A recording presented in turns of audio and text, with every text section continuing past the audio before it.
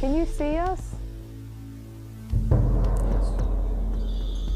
Do we look normal in form to you? No. No. Are we just lights? Are we? Okay, so we're lights. Are you upset with Charles Manson?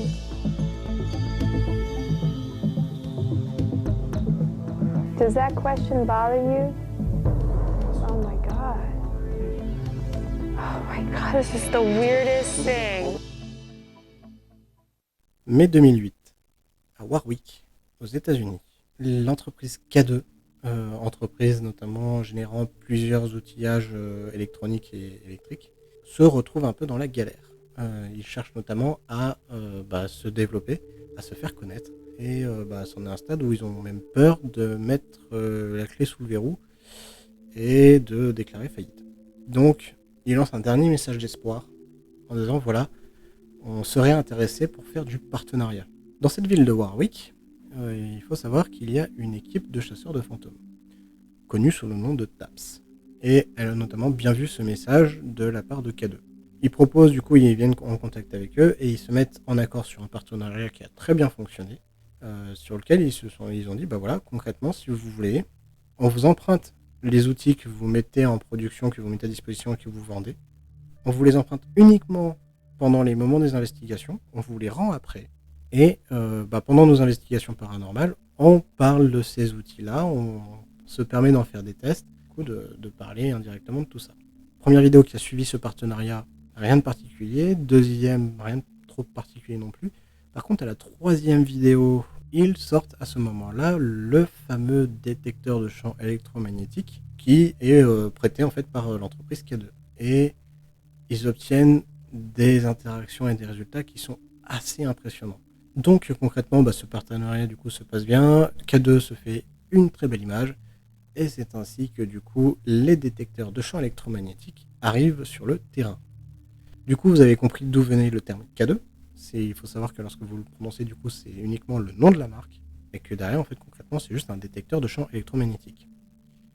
Un autre nom que vous allez entendre aussi très souvent, c'est détecteur EMF. C'est simplement en fait de l'anglais. EMF veut dire Electromagnetic Field, champ électromagnétique. Un autre nom que vous allez entendre aussi fréquemment, c'est le nom Melmeter. Sous une autre forme, il a donné ce nom-là en fait au produit, et il avait l'intérêt en fait particulièrement et principalement pour les chasseurs de fantômes d'associer le détecteur de champs électromagnétiques avec simplement un thermomètre. Il y aurait des liaisons fortes en fait avec de la diminution et de l'augmentation de température de manière brusque avec les entités. Vous comblez ça en fait avec un détecteur de champs électromagnétiques. Si vous avez les deux qui sont en même temps, c'est encore plus entre guillemets troublant que d'avoir simplement juste le champ électromagnétique qui change. Après, bien entendu, ça peut être interprété, c'est libre à interprétation, et il y a peut-être des phénomènes physiques qui expliquent qu'il y ait les deux choses qui se produisent en même temps. Mais c'est toujours un poil plus complexe d'expliquer deux choses qu'une seule. Et le dernier instrument qui est fréquemment utilisé, qui est aussi un détecteur de champs électromagnétiques, mais les gens n'en ont pas forcément la conscience, c'est le pod. Il a l'inconvénient de ne pas pouvoir être emmenable comme un K2 dans la main. On est obligé de le poser au sol. Par contre, le fait de pouvoir le poser au sol, ça lui permet du coup d'avoir un système qui est plus sensible au niveau des mouvements, etc. et d'avoir une plus grande antenne, ce qui du coup va lui permettre d'avoir une portée plus grande ou bien une finesse sur la précision de la mesure. Il faut savoir qu'ils fonctionnent tous sous un même procédé unique qui est en réalité très simple à savoir. C'est simplement qu'on vient mettre sur cette antenne, donc cette tige métallique, il faut le voir comme une tige métallique. Sur cette antenne, on vient mettre un faible courant électrique. À un autre endroit, c'est-à-dire juste à l'endroit juste là à côté des piles, on va mettre un deuxième mesureur et qui fournit exactement aussi la même intensité et la même tension que à l'endroit où on a l'antenne. Autrement dit, vous avez en fait deux fois la même chose qui est mesurée à deux endroits différents. Tout champ électromagnétique qui passe dans l'air et qui rentre en contact avec un matériel conducteur, tel que le métal ou la tige de métal qui est représentée par l'antenne, va le suivre. Donc il va suivre du coup jusqu'à la base de l'antenne, et à la base de l'antenne, là où on a fait passer notre petit courant, forcément ce courant électrique va fluctuer. Et oui, parce qu'il va être influencé par le champ électromagnétique. Donc il va y avoir une perturbation sur l'une des deux mesures. Donc la mesure où il y a l'antenne du coup va se retrouver par exemple augmentée d'un coup. Et en fait l'écart entre ces deux valeurs-là va permettre de 1. Déterminer qu'il y a une perturbation et 2. De pouvoir estimer de quelle force a été la perturbation ou le champ électromagnétique. Ok, maintenant que vous avez le principe de base, on va rentrer maintenant un peu plus dans les caractéristiques sur lesquelles il faut faire attention. La première chose, c'est que il faut savoir que ce type de boîtier-là, tous les détecteurs de champs électromagnétiques peuvent faire leurs mesures uniquement que sur des fréquences précises.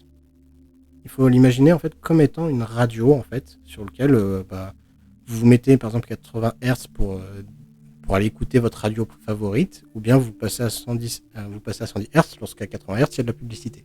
C'est le même principe en fait pour ces boîtiers-là, à la différence près que eux vont aller récupérer un intervalle de fréquence, et dès qu'ils sentent quelque chose dans cet intervalle-là, qu'ils détectent quelque chose, ça affiche une valeur et ça vient détecter la perturbation. Donc là, j'ai un exemple avec ce boîtier-là qui va entre 30 et 300 Hz. C'est pas beaucoup. Plus cet intervalle de fréquence est grande, mieux c'est. Un deuxième point important, c'est au niveau de la précision de la mesure. Alors pas spécialement l'unité. Il faut savoir que l'unité, il y en a deux. Il y a le Tesla et le Gauss.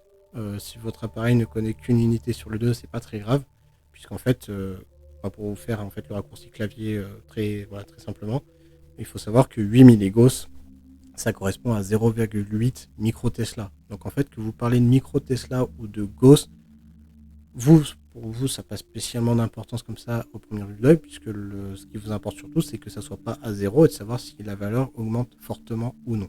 Par contre, quelque chose du coup qui a son importance, c'est la précision.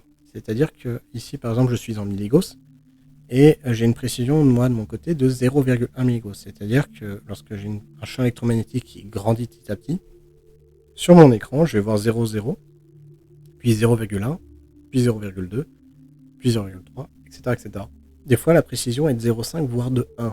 C'est-à-dire que vous avez du coup 0, 0,05, 1, 1,5, 2, etc. Si ça vous indique 0,05, c'est-à-dire que la valeur, en fait, ça peut très bien être 0,26, ça peut très bien être 0,74. Et ça vous, du coup, laisse avec une marge qui est très forte entre chacune des valeurs. Donc, le 0,1, personnellement, 0,1 milligauss, je considère personnellement que c'est une précision qui est bonne à avoir. Et troisième point qui est important, mais c'est très rare de pouvoir le savoir, souvent sur ces boîtiers-là, à propos, ils ne l'indiquent même pas, c'est la portée de votre instrument. C'est-à-dire que, alors, ça va plus être le cas sur les pods, où peut-être l'info sera indiquée. Sur les types K2 ou Melmeter, vous n'allez pas du tout le voir. Mais ça porte à peu près jusqu'à, ça peut porter jusqu'à 50 cm pour certains outils. Ceux qui sont vraiment à grande portée peuvent aller jusqu'à 1 mètre. Et après, si vous mettez vraiment l'investissement avec un outil très très spécifique, vous pouvez peut-être aller jusqu'à 2 ou 3 mètres. Donc ça, éventuellement, si vous avez l'information, n'hésitez pas du coup à faire attention et à le prendre en compte. On va passer sur la façon de l'utiliser. Le calibrage est fait au moment du démarrage de l'outil. Donc, lorsque vous appuyez sur le bouton ON, il est très conseillé de le lancer loin d'appareils électroniques et précisément loin d'appareils qui émettent des ondes. Donc, il n'y a pas besoin de partir non plus à 10 km, puisque, comme je disais tout à l'heure, la portée est plutôt faible. Par contre, faites-en attention, du coup, de ne pas être juste à côté de votre portable ou voilà, lorsque vous le démarrez. Voilà, du coup, ceci est un appareil allumé. Waouh! Il faut savoir que ces systèmes-là, par contre, sont très sensibles au mouvement. Je vous montre un exemple concret. Voilà. J'ai fait exprès de bouger sur place. Alors, peut-être que vous ne le voyez pas spécialement bien, je vais faire exprès d'arrêter, mais il reste en fait en permanence à 0,6, 0,16, 0,8. Simplement parce qu'en fait le système est bousculé un peu dans tous les sens, donc l'appareil lui-même fait du champ électromagnétique sans le vouloir. Donc voilà. Évitez du coup de trop le bouger. Vous pouvez quand même le bouger de manière fluide. Là par exemple, si je fais exprès de bouger de cette manière-là, c'est quand même assez rapide, mais ça reste à 0. Par contre, ne vous amusez pas à le faire bouger d'un coup, je vais le faire apparaître juste devant l'écran. Parce que si vous faites d'un coup, forcément vous avez une valeur. Et c'est une erreur qui est fréquemment fait où vous avez votre boîtier, vous le tenez dans la main, vous êtes en train de regarder d'autres trucs ou etc. et puis parce que vous avez remarqué quelque chose, vous avez un pressenti, etc., vous voulez vite regarder le boîtier et ça vous indique une valeur. Alors qu'en fait, non, il n'y a rien du tout. On va passer à un troisième point qui est fondamental. Il faut savoir que K2 ou Melmeter ont un seul axe de mesure pour la majorité d'entre eux. Alors pour vous expliquer du coup un peu ces histoires d'axes, je vais vous donner un moyen mémotechnique. Si vous prenez votre main droite, et je dis bien votre main droite, c'est important, et que vous amusez en fait à faire un pistolet sur lequel le doigt du bois vous le mettez à la perpendiculaire, ça va vous permettre du coup de voir un moyen mémotechnique pour retenir qui est quel axe. Donc vous avez l'index qui est l'axe X, index se finit par X. Vous avez le pouce, vous pensez à pousser, ou dans le sens vous poussez, et ça se finit par un Z. Donc vous savez que le pouce c'est l'axe Z. Et le dernier doigt du coup qui reste sur lequel je n'ai pas parlé, du coup est l'axe Y. Avec ce moyen mémotechnique là, ça va vous permettre de savoir pour votre boîtier dans quel axe il est par rapport, lorsque vous lisez le mode d'emploi, ça va vous dire axe X ou axe Y, ou etc. En fait, si vous positionnez votre boîtier dans votre main, vous savez que du coup, quel est l'axe X, donc là c'est du bas vers le haut, axe Y c'est de gauche vers la droite, et puis l'axe Z c'est du haut vers le bas. Les K2, eux, sont sur l'axe X, c'est-à-dire du bas de l'outil jusqu'en haut de l'outil. Donc, quand vous avez un K2 dans les mains, vous devez le tenir à l'horizontale. Parce que si vous ne le tenez pas à l'horizontale, que vous le tenez par exemple de cette manière-là face à vous, et ben vous êtes en train de mesurer soit le plafond, soit vous êtes en train de mesurer le sol. Donc, tenez-le bien à l'horizontale pour que vous ayez une portée d'1 mètre à l'horizontale, et que du coup lorsque vous détectez une valeur, que ça soit vraiment face à vous. Donc ça c'est pour le cas de l'axe X, et notamment ceux qui ont acheté des K2 avec des LED, souvent c'est très souvent sur l'axe X, donc faites gaffe, parce que lui il est sur l'axe Y. Donc il est résumé par les petites flèches que j'ai en haut, avec sensor position qui est indiqué en haut. Et l'avantage c'est que dans tous les cas, je vais avoir ma portée de mesure qui elle va se faire à l'horizontale. Du coup maintenant vous allez du coup forcément l'allumer, avoir des valeurs.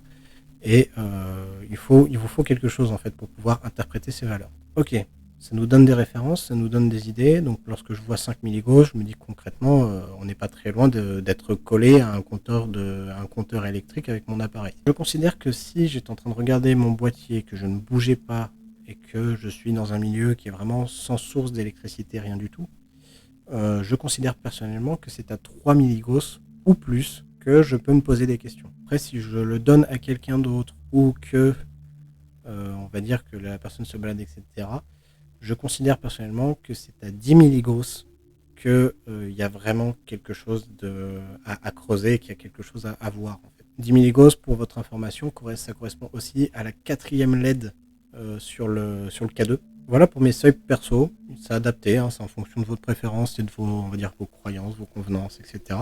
Alors du coup maintenant je vais mettre au clair et notamment on va dire un peu nettoyer le débat sur 2 sujets très fréquents que l'on a sur les détecteurs EMF. Parce que je m'attends déjà à beaucoup de gens me dire portable ça détecte pas c'est pas détecté par un détecteur EMF, d'autres qui disent un portable c'est détecté par un détecteur EMF.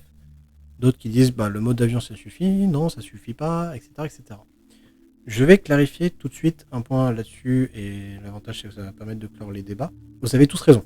Pour revenir un peu en arrière, je vous parlais notamment au moment des fréquences que c'était un peu comme votre radio lorsque vous avez 80 Hz, vous avez votre radio favorite, et puis à 110 Hz, vous venez vous passez sur cette radio-là lorsque vous avez de la pub. Toutes les communications se passent sur des fréquences qui sont précises.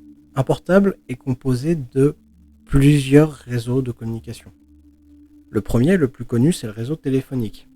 Donc, c'est-à-dire lorsque vous appelez ou lorsque vous envoyez des SMS. Il faut savoir que les premières fréquences de ce type de réseau-là est dans les alentours de 800 MHz, que à ces fréquences-là, ces petits appareils qui sont là, à part avoir des instruments qui sont très très précis et qui coûtent cher, vous le détecterez jamais.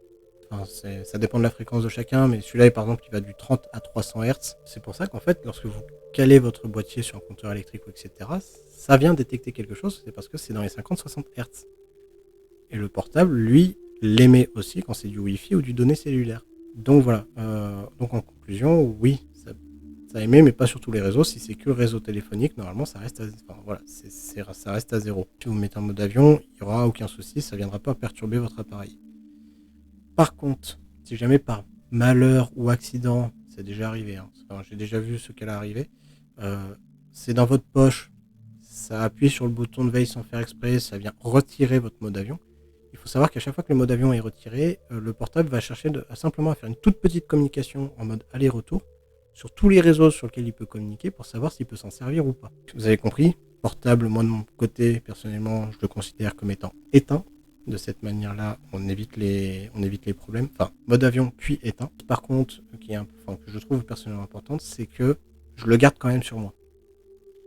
Pourquoi? Alors, c'est pas du tout en lien avec du paranormal, les histoires de réseau et l'histoire du détecteur EMF qui, risque d'être perturbé, etc. C'est simplement parce que, même si vous venez en groupe et que, pour une raison Y, vous chutez ou vous avez un accident qui fait que vous ne pouvez plus spécialement bouger et que vous êtes dans un endroit qui est juste pas un endroit d'accès habituel, vous pouvez rester très longtemps à cet endroit-là et certains en sont morts, quoi. Que vous puissiez appeler soit le copain qui est venu avec vous lorsque vous étiez en train de faire l'urbex, ou bien si vous étiez réellement seul, de pouvoir appeler les secours. J'ai fini pour le débat sur le portable, et au moins c'est clair.